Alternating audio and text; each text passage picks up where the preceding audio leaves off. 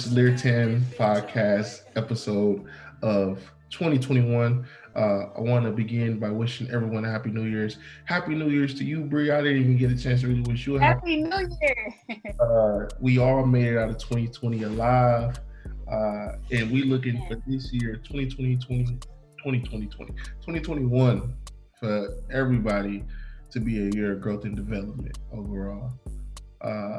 So joining me today for podcast one of the new year, the beautiful up and coming YouTuber. You see her on Instagram. You know her from around the town.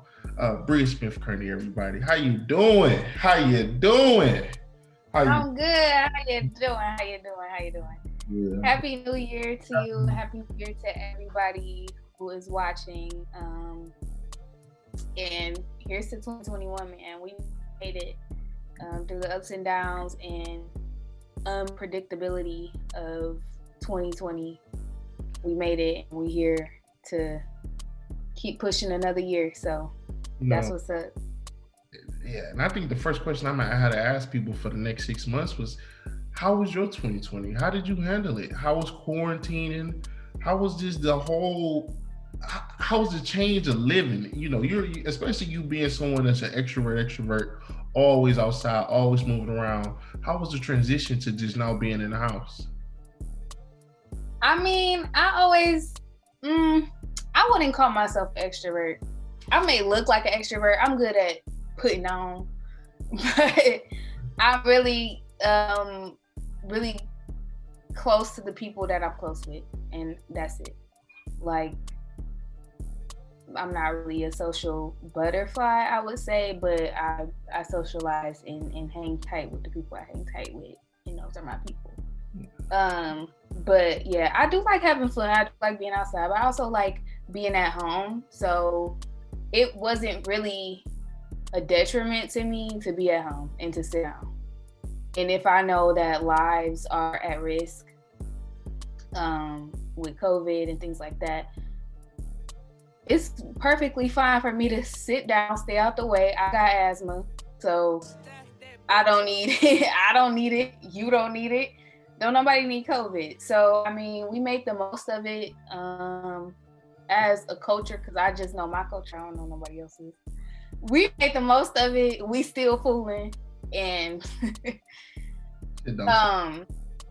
you know, I mean, we be in each other's face with a mask on, without a mask on, which is negligent. Y'all need to sit down a little bit, calm down a little bit still. But, I mean, go for it and let have. I'm here for it. As long as I know I stay my ass in the house. But, or, you know, I mean, I stay in the house and then I go to your house, AJ. Right. I go to my auntie's house. Like I said, I'm fine with staying in the house and staying with my people. I will come over your house. I will come over and we just can kick it and chill. I'm perfectly fine with that. I'm not itching to be at a restaurant or, you know, outside. It saves a lot of money when you cook out. It does, especially in this type of time. Especially this, you know, you hit on something. Our culture can only be our culture. Now, normally I ask guests at least one Afrocentric question, if you may. So I'm going to ask you, and this is me asking you, someone that has a certain level of education. I trust your opinion, and you don't even know I'm going to ask this. Okay, so with this year coming to an end, and they're unrolling the vaccines, and we hear the large blowback from our community, right? And you just say you want everybody to be safe, you want everybody to be healthy. Is there any way that you can figure that Blacks will accept this vaccine, or is just we ain't taking that shit? I agree. That's just flat out. Like, as professionally as possible, we're not taking it. We're not. That's just the bottom line. We're not taking. No, thank you. We're seeing, you know, the nurses, the healthcare workers, go ahead and, take the first step and act as a sacrifice for the rest of us, and they show it on TV and on the news, which I very very much commend the healthcare workers and their bravery and their perseverance and their strength to even, they are the pit, are in the pit, right, in the battlefield with this whole pandemic. Like, seriously, I can't thank them enough. But no, we're not taking it. Like, that's just the bottom line. Like, we're not going for it. And then they want to put, I commit no disrespect, no, ill words towards the people who have taken it, who are for it, especially the healthcare workers who have, act as the examples for people to follow suit and take it. But I see the, especially the Black nurses, doctors, they want to put them, plaster them on a TV, like, because they know Black people not going for that shit as a whole. Right. So the few, healthcare workers that will get on, on TV and act as a representation, they push them to do it. So it's like a trigger for us to be like, oh, well, my sister, my brother doing it. So it's not working. Whoever is at the top doing this, puppeting everybody, hello, hi sir, it's not working. Hi sir, hi ma'am, it's not working, and we're not taking it. I do respect anybody's decision to take it, but as a whole, I don't see it happening. At least I know I won't. If everybody, I look at it this way, if everybody takes it and they all for it, go ahead, y'all be protected against me, because I'm not taking it. I'll be the one that don't take it. If everybody else in the world take it, y'all all protected it, and y'all won't get it, and then I won't get it because y'all vaccinated. So that's how it's gonna work. Somebody gonna write it works for everybody. If if we just jumping off the boat like that. No doubt. Well, now we got this shit out the way. All right, let's get to it. What we're here for today, again, you're an up and coming YouTuber. You may get some really good views on it. I liked your last video. You opened up with the bodysuit and then the vision board. I enjoy your editing because everybody who watches this knows I don't edit shit. I just let it ride. So outside of adding like little name key rhymes and everything like that, but announcement, we're moving to Adobe Premiere Pro, so we're gonna see some improvement. Y'all see we got the lights. I told you I was gonna get the lights. 21 upgrade. Not the microphone. It just keep coming. We gotta invest in our crafts. Absolutely. Invest in our crafts. So let's let everyone know a little bit more about you than what they already know from your page. Let's start. You have your name Bria is spelled Briiya. Right. Normally you see, because you'll never guess it. Let them know. Right. You normally see it spelled BRIA or BRI or any other variation. You don't see that one though, or BREYA. That's the most common one. Who the hell decided to spell your name like that, and why? Okay, so backstory on my whole coming about my name. From my mom's mouth. Okay. So I was gonna be named Tupaka because my mom was in love with Tupac. Okay. Tupaka or Shakura. Okay. Or then our cousin Ashura, her godmom at the time, Angie, she had recommended Alexandria or something like that, and my mom didn't really like that. And then she came upon Bria. I believe either Angie or maybe Angie played a part in coming up with Bria as well, but most credit is given to Eddie Murphy's daughter being named Bria. So my mom came up with the Bria, but the spelling, she's a very artistic, visual mastermind. She likes it written in cursive. It's very pretty written in cursive. She went along with it. And most people think the 2 I's is just because, like, I'm typing crazy. Like, you know how back in the day we would type with the double up the I, right, uppercase, lowercase, symbol for the I, symbol, exclamation mark, like crazy, just kids, you know. But no, that's literally how my name is spelled, and yeah, I like it. I like the uniqueness. I think it's very pretty, and it's just not the average Bria. Bria is a pretty name. Yeah, in general. The spelling really takes the cake and puts the cherry on top. Okay. Yeah. But now we got. Where are you hailing from? What part? Where are you from? Let's go through that whole thing. Oh, geez, that's a loaded question. Okay. That is a loaded question. Where did you spend the most time as a kid? As a kid, I spent my most time on Linwood. Okay. In Detroit, Michigan, on Linwood. That's the west side. And for so long, I didn't know that was the west side. I did not know. You can't tell with the smell? It stank over. I'm from the east side. My nose stops up the moment I get to the west side. I can't smell shit but shit. I'm like, the hell? So the east side is so dirty. Like, are you kidding me? That's always been a battle for anybody who's not from Detroit. The west side is better than the east side. Never.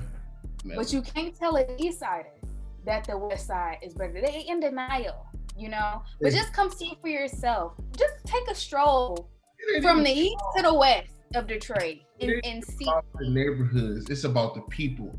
I know my guys from the east side, they not gonna let about the neighborhood. When I think what's better, I think about the neighborhood. Okay, look. If Jeezy is from the east side, Gucci ain't saying we smoking no Pookie Loke in front of him. If Jeezy's from the west side, Jeezy's doing what he did, shaking a nigga hand who killed his dead man. That's the difference. That's the difference in people. East siders gonna ride. We gonna ride for you. You are brothers and we love you. And we mean that. We tell you. West siders, shit get to happen. West siders get to running. You like, what happened? What happened, bro? So, I mean, y'all can have y'all houses is nice or whatever, but I know if I get, if more gutter over there in the east side. I will say that it's more real niggas on the east side versus the west side. Boring. I will say that, absolutely. Boring. But the west side is just more clean and proper. Well, not even proper. Not proper, because it is the hood too. But it's just nicer to me. And then she said Linwood of all. I want the viewers to know. She said Linwood. I thought Linwood. Hear me out. I thought Linwood. I don't know what I thought. Maybe I thought it was the east side. I did think it was the east side. I never thought it was the west side until maybe like preteens. And I'm like, what is the west side? It's not clean over here. This is not 7 Mile. I thought once we got to the west 7 miles, the McNichols, the Finkles, 8 Mile, west 8 miles. Then we on the west side. No. The Linwood and 14th is so close to East Grand Boulevard or crossing Woodward. That's it. Once you cross Woodward, you're on the east side. I thought we was on the east. We so close to the east side. I just thought it was the east side or maybe like no man's land or something because I never considered it the west side. Period. I didn't. Dirty ass. And I was so blown back and like taken aback when I learned it was the west side. I'm like, this is considered the west side? But to Linwood's credit, Linwood has very nice houses. Very nice. Some of the best in the city. They just are not kept. for the most part, they are not kept. They are condemned. And those big, nice brick houses, old-fashioned, just firmly built, good foundation houses, have not been taken care of, and they going to waste. And that is like sad. That is the weeping of the city. Like, that we let so many good pieces of architecture, historical buildings go to waste. Yeah. So I'm from mostly, Linwood. Okay. All in all, I'll consider myself, as far as Detroit goes, from the west side, of course, because I spent my days on Linwood as a kid and on 7 Mile with Shushu, because I used to live with Shushu and me and my mom. But we used to stay on Greenview on 7 Mile. Then in my adult life, I moved back. I took a break, went to suburbia, and I moved back to 6 Mile at Anetta's house. Right. So I'm a West Sider, true and through. But middle school to high school, I graduated from a high school on 19 Mile. Anybody from Michigan under the sound of my voice is like, whoa, 19 Mile. Because anytime I say this, they're like, 19 Mile? Hey, because listen, I done went from 6 Mile, 7 Mile, to think about it. Even if you're not from Michigan, 6 Mile to 7 Mile, and I done threw out 19 Mile, like, wow. That's like, that's an OT trip. Yeah. So yeah, Clinton Township, I spent like 7 years there. If that, I want to say like 7 years. When people ask me where I'm from, I either say the West Side or Clinton Township. Yeah, so 4 years of high school, then you had 1 year of middle school there, so 6. No, 5. Yeah. Can I count? 5. Yeah, 5. Yeah. A little bit. And then as soon as I went to Michigan State, my mom called me one day, like in October, like, I moved to the East Side. Excuse me, did you take my stuff? Like, where are you? Yeah, so that's how that happened. And then we spent just 2 years, a little under 2 years, I think. Yeah. On the East Side. So yeah, I was out more than I was in when we lived on the East Side, because I was either at Michigan State or in Southgate with Auntie Tasha. So yeah. But that's my story. I've been all over Michigan. Now my mom lives in freaking Brownstown, which is southern Michigan, near Taylor, closer to Toledo, Ohio. It's hillbilly land. Yeah, it's crazy. Shout out to the hillbilly. So someone who has been a little bit everywhere, and you've seen a lot of things. How did you get into the whole YouTube hustle to begin with? You know what I'm saying? You could have went any other avenue, right? So how did this whole venture of YouTube even start? I love YouTube. I wouldn't even call it a hustle. I call it a dream, a passion, a venture, a means of investment for myself, because it takes time and you have to actually like doing these videos for it to stick and for you to start making money, because it doesn't come instantaneously. I'm not making money right now on YouTube. Once you get a certain level of views and subscribers, then you start getting your sponsorships and you start being able to, create ads, add ads to your videos. That's right there. Let's plug it. Where can we find you on YouTube?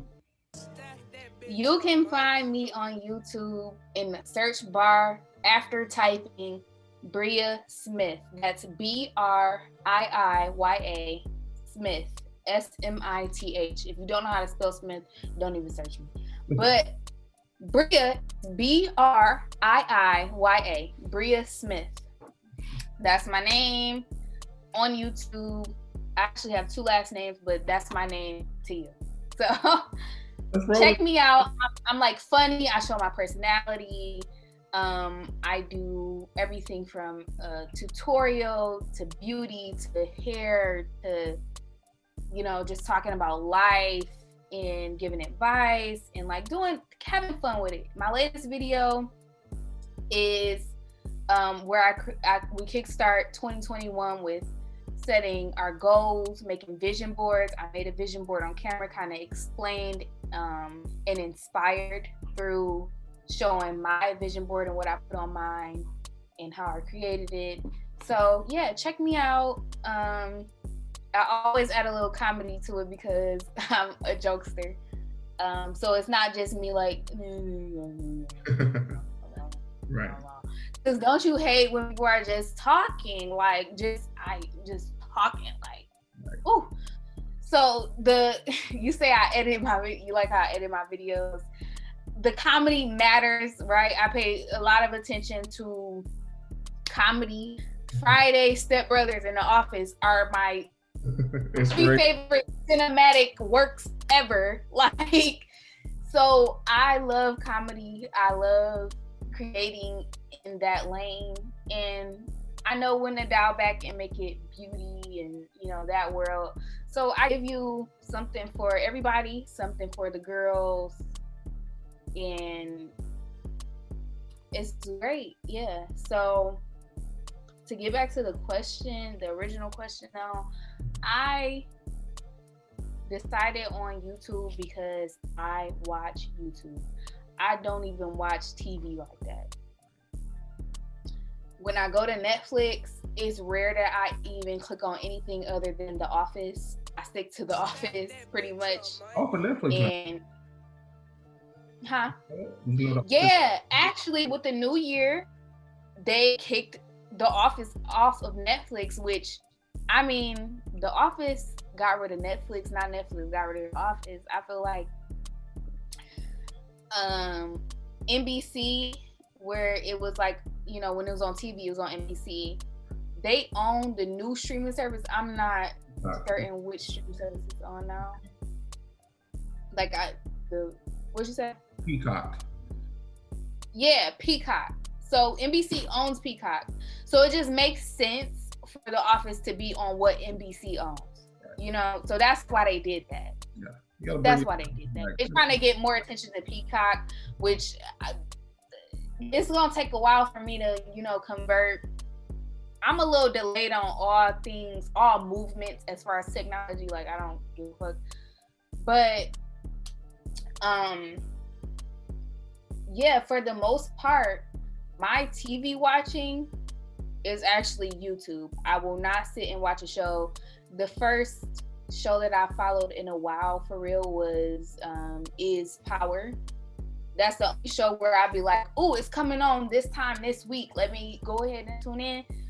I don't be following shows. Like, I get bored. Like, and I don't watch it. It watches me. Like, so there's that. So YouTube is like my holy grail. When I want to find something out, I go to YouTube or Google. But if I want to see it like demonstrated, I go to YouTube. Bretman Rock, Aaliyah J, Patricia Bright, Nikki Thought. Like, these people are who I watch always. King of Reeds, Funky Dineva, T.S. Madison. Like, I watch these people on a daily basis and they give me life. So, like, and it's all new content and, like, stuff that interests me too. So I thought, why not go to YouTube and create? People tell me I'm funny. People tell me, like, I've even been told a couple years back, I'll never forget, I was told that I should start making the funny Instagram videos because I'm literally just so funny, and people would really, I will go viral every time. Like, and I've never been, I didn't want to go Instagram route. It comes and it goes. You viral for a moment, but your YouTube money, your YouTube investment, you know, like you have that one good video, those 2 good videos, and then it turns to every video you make. You're getting these views because you have these supporters, you have these followers, you have these subscribers. I wanted to venture off into YouTube, and I felt like I had something to contribute to the beauty world, to life, to, you know, inspiring people, to, you know, everything. Just putting my voice out. So I chose YouTube. That's a long answer, but hey, we here I love YouTube, and I felt like it was important to push my platform on YouTube. That's that. So yeah. So knowing that you're dedicated to this craft, how far do you think you can take this? Like, do you want to be get a gold play button? Do you want to strive for YouTube being the means for your everything, or your superstardom? Do you want to be a celebrity? Do you want to be a star? How far do you want to take this thing? Absolutely, the sky's the limit. Why does anybody make a YouTube? I mean, you know, it's the variety of videos on YouTube is so vast. Some people go on there, so I take that back. Why does anybody want to start YouTube? Some people post videos, like literally, I remember being in algebra, looking up how to, you know, solve the equation. People post YouTube. Thank y'all so much for posting those YouTube videos about walking us through the equation, the problem solving. So some people do it for that, to help people with mathematical issues, with home improvement, whatever. My section of YouTube is, I want the notoriety for what I do, for what I contribute. I want this to lead to sponsorships and people noticing my creativity, my skill, my personality, and wanting to invest in that, wanting to invest in my craft. So it's very important to be consistent, which I've been working on. Y'all pray for me, because you know it does take a lot. I won't sit up here like, oh my God, I have an idea every day to make a video, and it's just like, it takes a lot to sit in front of a camera, and you know that, AJ. It takes a lot. Like, you're a very skilled interviewer and talker and anything else you want to do. But it also, you can look like that on camera because we get ourselves together for that camera, but you don't know what this person dealt with prior to pressing record. You know what I'm saying? So it takes a lot. It takes a lot to give you guys content that will grab your attention. It takes a lot to come up with ideas that we feel will be, you know, effective for our audience. It takes a lot to target the right audience. So a lot goes into the craft. That's why I say it's not just a hustle. It's not for just the money. You have to be in it because you like it, you know, and money will come. So yeah, that's something that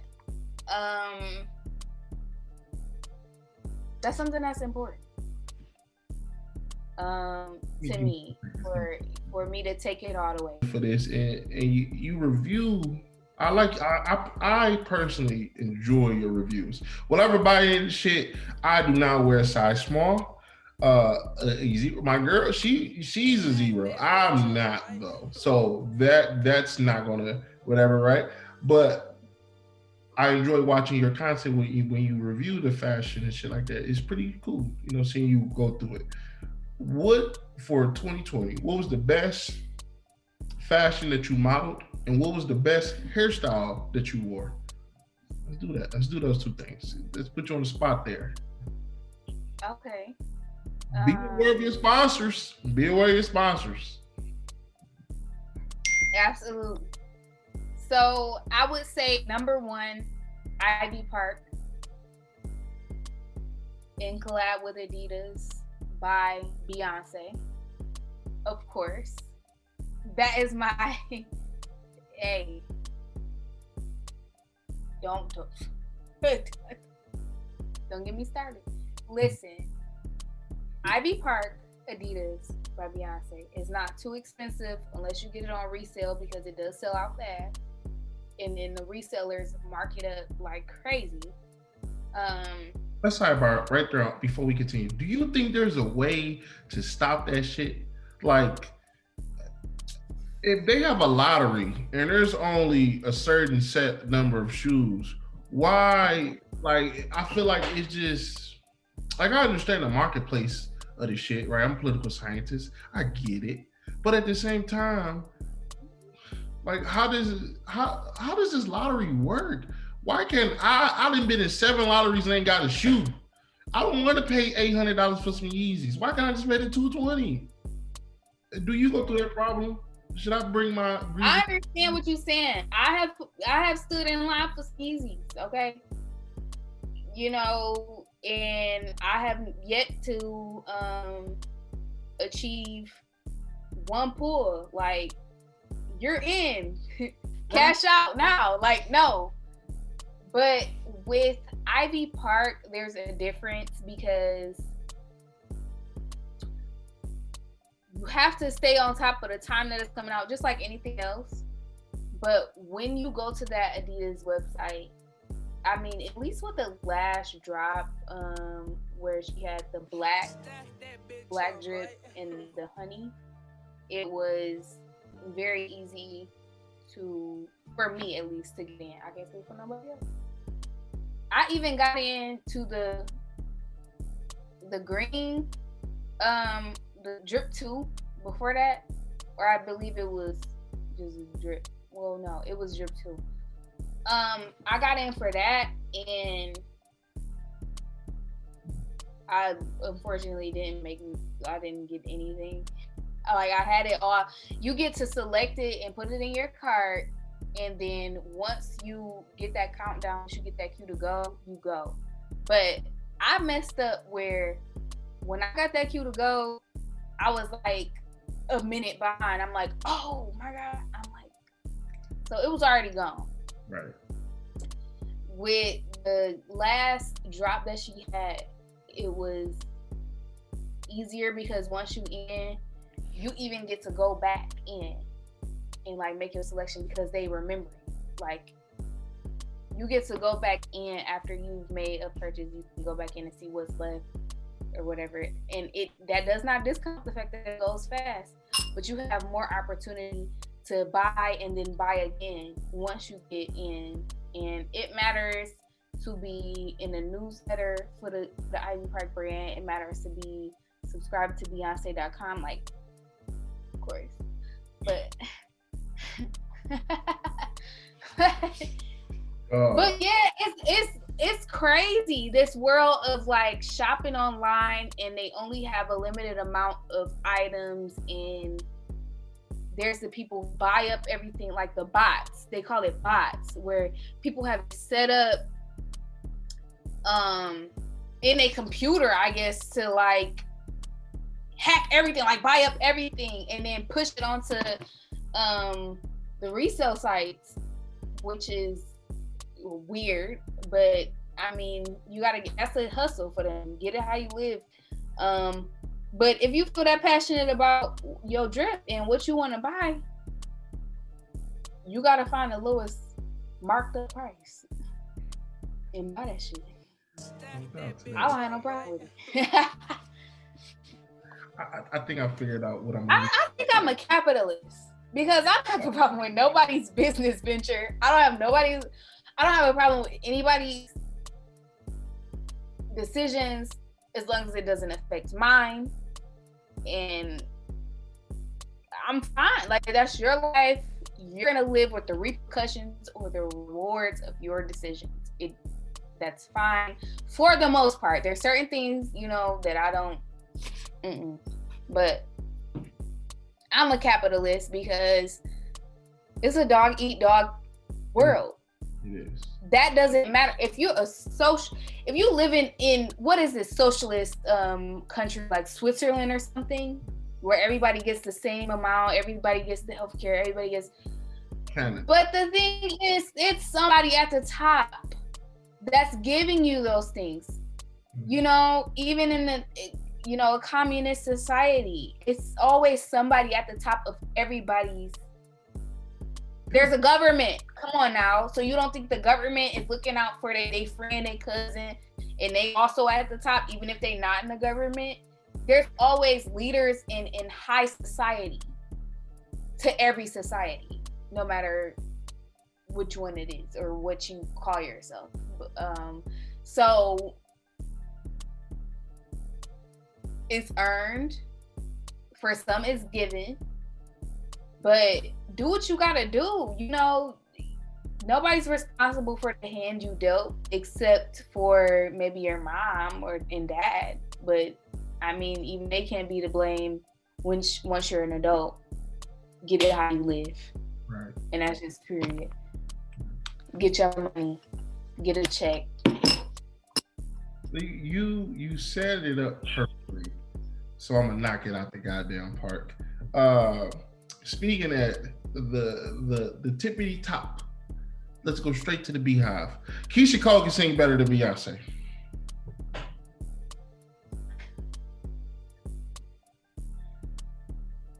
I'm waiting. If you're talking soul, Keisha Cole's in that lane. Okay. You're talking Beyonce? Why? Because Beyonce has her own sector of music. If you're talking Beyonce, you talking soul, Keisha Cole's under, so that says a lot. What I'm saying right here. Soul, Keisha Cole. Mm-hmm. Then you have Beyonce. Okay. I ain't even gonna go there. So you know my opinion on her. Let me speak on vocals though. Okay, do that. Even in her prime, I'm gonna be honest, this is no shade to Keisha Cole because I honestly love Keisha Cole, but people were saying that Keisha Cole can't sing, she just hollers, which I love Keisha Cole. So I was like, no, y'all can't say nothing about Keisha Cole. Just like I'm here for Beyonce, Right. But then Keisha Cole was like, when Beyonce came out with Bow Down, she was like, Keisha Cole was like, if this was me singing this, y'all would be so mad. Da, da, da, da. You look like R. But Kelly. it's not you singing this, it's Beyonce. And that's the difference. Beyonce had years in, Yvette had a girl group that went beyond the charts, for years. Destiny's Child. You talking about Solange's group? Destiny's Child. Okay. Let's speak what's on paper. I don't care about no conspiracy theories. Solange did this. Solange is a great singer. She in her own lane, she's very different, which I am amazed. Nobody is like Solange. Like, it's just like, how do you even think of these things? Like, what is in your head? But I love Solange. I love Beyonce, obviously. Beyonce's lane is 8 octaves. We have never heard Keisha Cole do the screaming octave, like the we haven't heard that. Even I sound like terrible, but we haven't heard that. That's a good example of what we have not. We heard oh from Keisha Cole, and that's just soul. It's soul. That's soul. That's fine. I love her for who she is. I love her for her lane, and she has never stepped out of her. Most people do not know their lane and don't know where they at and where to stay. Keisha Cole is that girl in her lane, period. Okay? But then you have Beyonce, she did a whole Spanish album. What? International star. Spanish album. Yeah. She's done what? Disney with Lion King. She's done, like Broadway type musical movies. She's done Days featuring Frankie Beverly's song and tried to make a hit and made a mockery of the song. That was your disrespect. That was your grievance with Beyonce. At that point, listen, I have never heard you speak on Beyonce ill will until she made the Frankie Beverly and Maze remake.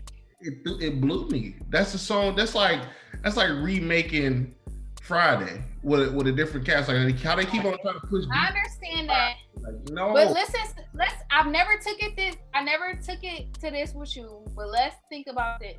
Okay. Let's think about her intentions. I mean, she's had mixed reviews. Listen. Hear me out. She's had mixed reviews with this decision to remake the Frankie Beverly and Maze. You make me happy. Good. Okay. She had mixed reviews. People love it. They play it in the club along with Frankie Beverly and Maze right after. Right. They play Beyonce and they mix it kind of.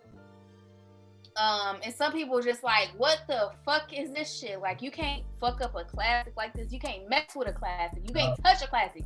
Don't try to touch it because you instantly mess it up if you touch it. That's how people feel on some ends. On some ends, they're like, oh yeah, this the bop. And I feel like those people who understand that it's a bop also consider the fact that her intentions with the album, what did she put it? Where did she put this song? Where did she place this? Is it an album? You let me know. She put this song at the end of her Coachella Beyonce performance. Listen to me. How many black people was in the crowd? How many black people was in the crowd at Coachella? How many black people was watching on Zoom because they can't afford to be at no damn Coachella? That's the point. She could have said that. Those are the people. They still watch, okay? And black people are getting their coins these days, okay? Mm-hmm. And so there were a lot of black people in the crowd, but Coachella, she was the first black woman to headline Coachella ever. And what was it, 2018? Mm-hmm. You know, so how long in the making was that? Normally Coachella is a white crowd, white performance lineup until recently. You know, they started including the people who are like popular and cross into the white team, the white adult. Playboy Cardi don't count. I love. Yeah. That's what they do. So that's what they do. You know what I'm saying? But listen to what I'm saying, because they're not putting Gucci Mane up there. Right. They're not putting Jeezy up there. They're not. So it's a white festival. Okay, it's a white hippie festival. So she got her lane, and this is what I don't like. Black people, they're condemning of Beyonce is like she made lanes where, well, she got the opportunity for lanes where when she get those lanes, if she damned if she do, she damned if she don't. Okay. I don't think that. So once she made it to Coachella, listen to me, because I'm not sure if you watched the performance, I'm sure you didn't. But listen to me. She opened Coachella with the Black national fucking anthem at a white festival. And she sung the fuck out of that song. You know what I'm saying? And she made it What was her whole theme of her Coachella performance? Okay, right? Wasn't her whole theme of her Coachella performance was HBCU, the majorettes, the band, everybody on that stage was falling in line. Everybody was black. Okay? I feel you. Everybody was black on that stage. And they fell in line with the HBCU theme. She even did skits throughout the performance. She did a skit where it was like the traditional Black Greek stepping. Mm-hmm.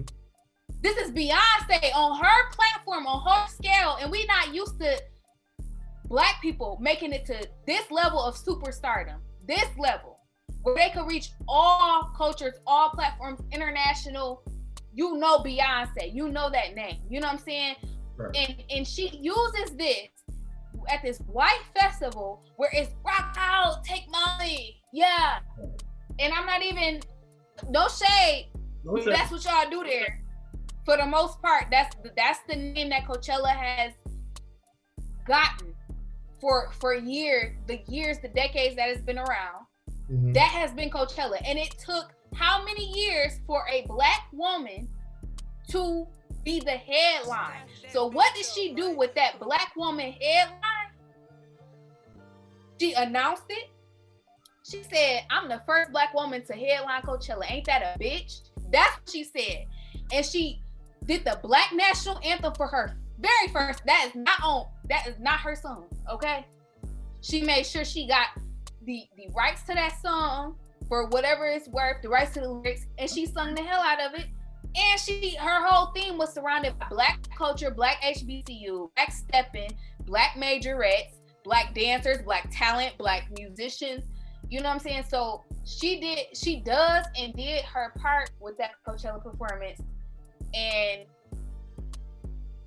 whatever you think her skill level is up to you, is based on opinion, her skill level of singing. But nobody can deny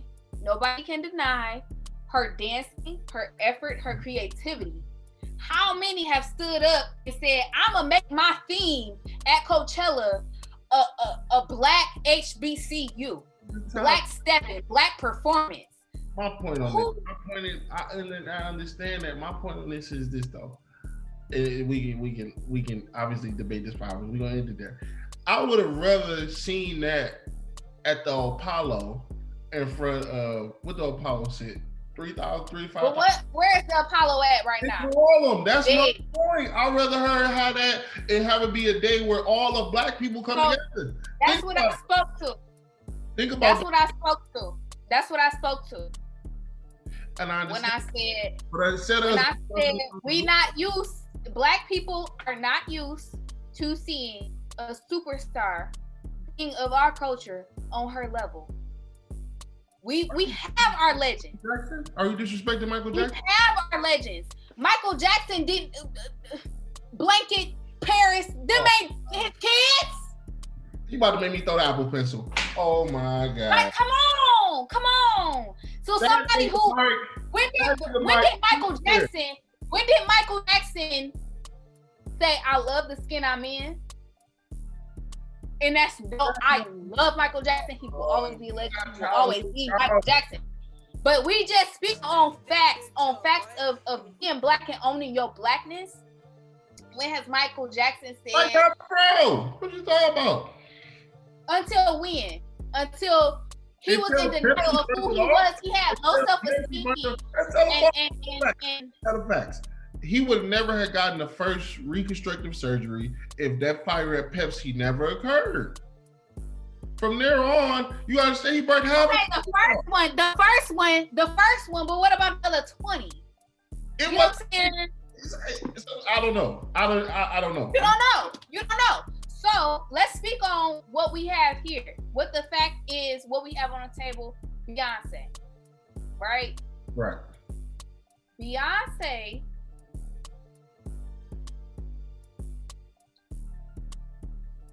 we're not used to, as a culture, somebody, And even when Michael was alive, they were persecuting him. Let's keep it real. They were persecuting him. You bleach your skin. You don't have no vitiligo. Or I'm not sure what the term is. You crazy. You soft. You girly. You feminine. Why you got that wig on? Why you got that makeup on? They literally poured what demons Mike was battling. They poured right into it and made it worse. You know what I'm saying? So it's the same with Beyonce and anybody else who puts themselves out there. They put themselves out there to get persecuted, to get shamed. And it's up to them what they do with that, how strong they are to deal with that, and how they translate that into something for their culture, something for the masses, something to obviously make the money, advance their career, blah, blah, blah, from a capitalist perspective. Beyonce, go ahead. We're not used to, in the Black culture, we're not used to having a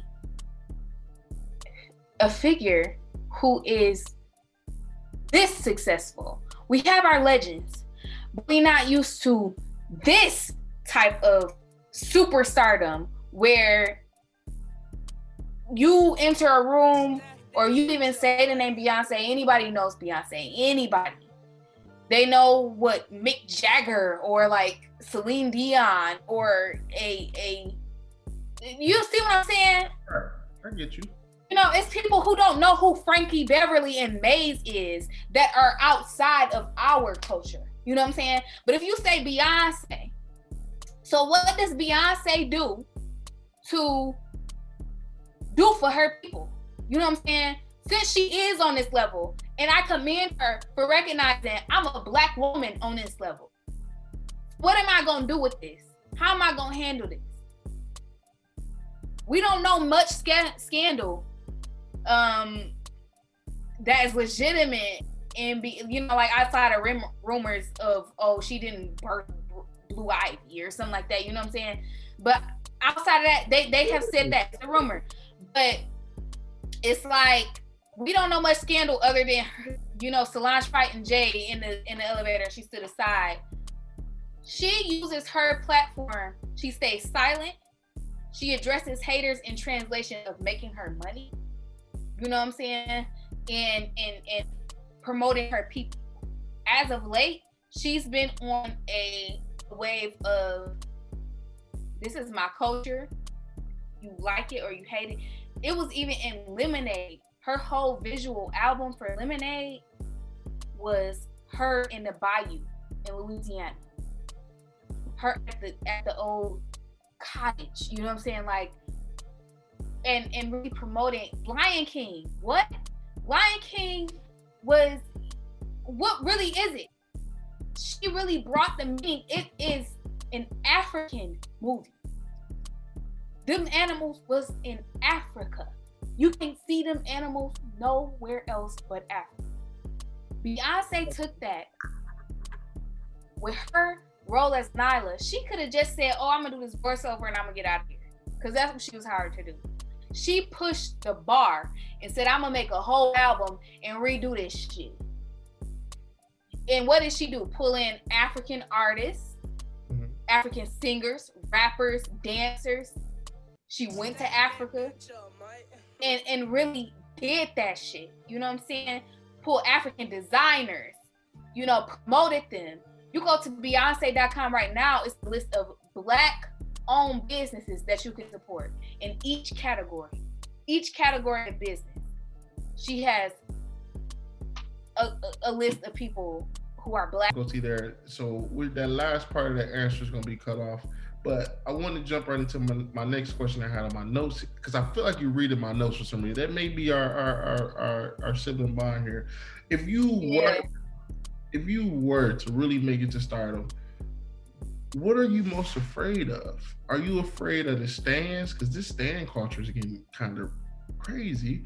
Are you scared of not popping as much anymore if that ever becomes a thing? Oops, excuse me. Are you scared of I don't know. Well, there's a multitude of things, right? What most frightens you about becoming a star? Okay. I am. I'll admit I'm scared of how far it could go. You know, I say the sky is the limit. Once I get there, you know, to the sky. Right. And it's not a matter of if, it's a matter of when, because the way I'm pushing myself, it's no ifs. You know what I'm saying? If you have your mindset on something, it's no ifs. So when I get there, it's like, it's just, it does matter how you get there.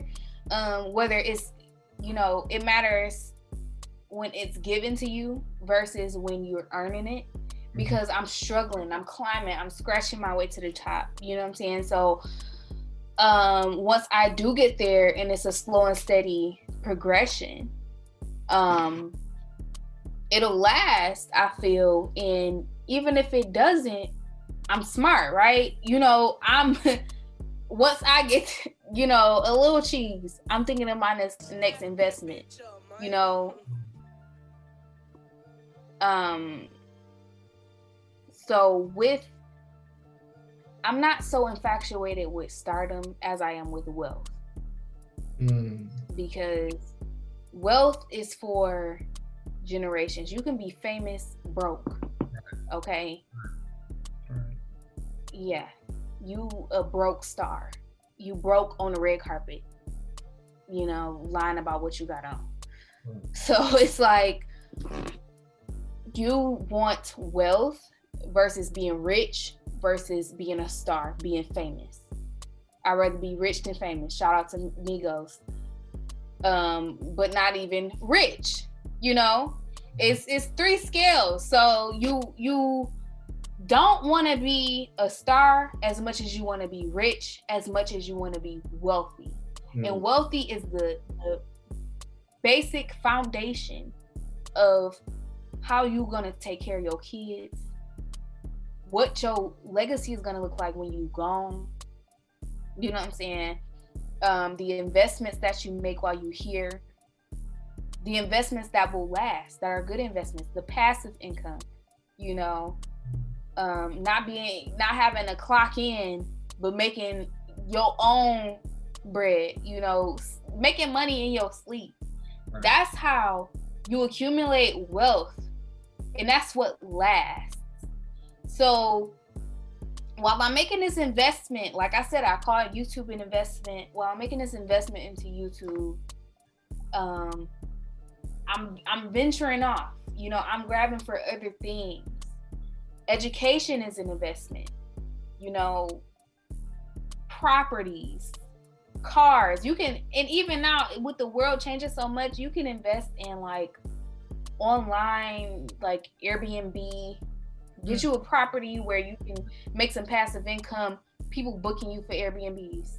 You know what I'm saying? They have car rental services other than walking up to a counter at Enterprise. You know what I'm saying? So, or Budget. You know, it's online now. It's making that move. You have Amazon, you know, where they have their own stores that they can sell stuff, and Shopify where they can sell stuff. And so push your craft, push your market, and have your hand in other things. It don't necessarily have to be your passion. It could be your passive income. So my focus is wealth versus stardom and the celebrity of it all. I mean, that's cool, but that eats some people alive. Right. You know? Right. You gotta be tough. You gotta be tough. And I feel like with me climbing my way to the top versus it given to me, like my parents handed me $2 million and said, go ahead, go forth. Like, no, I have to work for it. And so with that journey, right, it comes with growing and learning what you won't take, what to say yes and no to, and what your strength is. You learn a lot. on the climb to the top, and you learn a lot on the climb to achieving wealth and achieving a comfortability in this world. So yeah, that's important to me. It's not so much important to me to reach stardom as it is to reach wealth. We got one more question here, and we're gonna plug you at the end. What can we, the viewing crowd, be on the lookout for from Bria Smith? The viewing crowd can be on the lookout for more YouTube videos. That's number one. Give us the YouTube one more time. It is Bria Smith. That's BRIIYA Smith, SMITH on YouTube. On Instagram, my name is @It's Bria, ITSBRIIYA. So as long as you remember my first name spelling, it's pretty easy to find me. But you just have to cross that first hurdle first of remembering BRIIYA, and it'll probably come up. I'm not really on Twitter. I made a Twitter recently again, but I haven't logged in since. So catch me on Instagram. Follow my YouTube, subscribe, like, comment. I need all your comments, all your suggestions on what I should make next. What you can see from me next on YouTube is more hair tutorials. I'll be bringing on my friends, AJ, just different fun ideas. We trying foods, we exploring, you might even catch a vlog from me, which I have made a couple of vlogs like a year or two ago, and those didn't make the cut. So it's like, you have to actually like the craft because you spent this time recording this and then it turns out crap. Right. And you got to know when to hold them and when to fold them, you know what I'm saying? And when to move on next to the next thing and produce that content for your audience. So, but yeah, so you can expect, I just moved to Chicago. I just joined AJ in Chicago. We live across the street from each other. So, you can expect me exploring that in certain ways. I'm not going to tell what my next idea is, but be on the lookout for it. It's exciting. It's creative, of course, because anything I do, I don't want to be just on camera like, Okay. Oh, nobody want to hear that. Like, seriously. Do it. So the are going to be there. Creativity is going to be there. The comedy is going to be there. I hope to make you chuckle, at least. Be like, huh. And if I make you laugh, even better.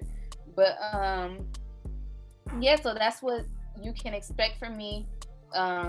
Properties, buying up shit. That's my shit right there. Hey, catch me. It's money out here, and you gotta know where to make it, how to make it, and think outside the box, look outside the box of your hood and what you used to. Period. It's time to raise the bar on what our generation did before us, what our generation is doing now. It's time to raise the bar. Yeah. And we're gonna say that topic. I'm gonna invite you back onto the show. Let me just peep the calendar here. So we got the schedule, and this is an announcement for everybody. We're gonna do 2 podcasts a month, one with a guest, one with me Dolo. Me Dolo may be a story. It may be talking about what's going on in the world. We don't really know. Let's try to come back on in March sometime and really get into the politics of it, because I know it's something that you don't really get to speak about on your own personal page because that's not what your page is for, right? But it's something that we can go on for a good hour or so and just riff back and forth. We have our opinions on it. So let me book you here now for that. Yeah, I'm here. I'm down. And I think I want to close with we have to figure out a marketing strategy for your fans.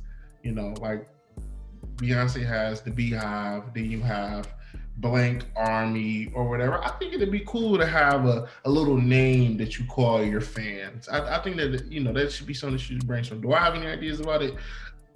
No. I've been thinking of like the catchphrase to open my videos or close my videos, or the name for my supporters. Anybody watching this video, you have a name that you think is going to be a dope suggestion to incorporate Bria with her fans. Don't say Bria's army. You know, Nicki Minaj has an army. We don't want to shout out to Nicki. Nicki has the Barbs. Oh, the Barbs. Nicki has the Barbs. They're an army, G. Mariah has the Lambs. Mariah Carey, she has the Lambs. Like, yeah, Lambs. That's weird as fuck. I believe that's her. Yeah, I'm pretty sure that's Lambs. But if anybody wants to be we are here to take suggestions. Yes, and suggest new videos, new topics for both me and AJ. We appreciate your input. Your input is everything. Your love and support is everything. Subscribe, follow, like. Just that one like, that one click, it don't cost you nothing. Nothing. At all. But 2 seconds of your energy. That is priceless. It's nothing. It's nothing. So go ahead and click it. We need those numbers. We need that support, the genuine support from you guys. And we love and appreciate those who do. You know, those people who like, where your new video at? You know, it's a good. You never know who's watching. Yes. And it means so much to get that feedback. It means so much. Seriously. If y'all don't believe us, get in the game of this, and you will see. It means a lot. It's a grind. So, with that, I appreciate you taking the time. Late notice interview, but I appreciate it. You know, I hope you. I wouldn't be anywhere else. I hope you. Right here. I had a really good time. And me too. We're gonna stay on the lookout for you. I'm also sharing all the content that you have posted on my page. So if anybody else needs an extra link to her page, come to my page. And we'll see you next time here on the Lear 10 podcast. I gotta get a better outro than that shit. So peace out. What up, though? Shout out to the East. I guess I'm gonna do all 2000 shit. Bitch. All right.